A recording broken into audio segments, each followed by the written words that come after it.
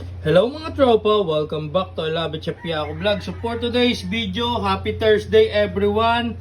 Ayan, gumawa ulit tayo ng kimchi kahit sobrang taas ng gulay mga tropa. Kasi may order na yung suki nating restaurant, di ba? So kailangan nating supplyan yun.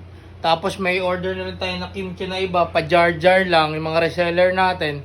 Kailangan natin silang supplyan kahit sobrang taas ng gulay. 120 natin nakuha per kilo ng napa cabbage mga tropa.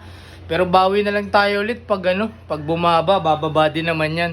Pero pag sumobrang taas, baka hindi na muna tayo gumawa mga tropa. Or hanap tayo ng mas mura, hindi kasi natin kaya pag lumampas ng 100 mga tropa. Wala na tayong tutubuin dun mga tropa or add even lang mga tropa. Pero ganyan talaga yung negosyo.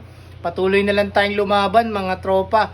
So PM is daki lang oh. Kita nyo naman pag namalengke kayo mga tropa, sobrang mahal talaga ng gulay ngayon. Example, carrots, 2 peraso, 100 na mga tropa.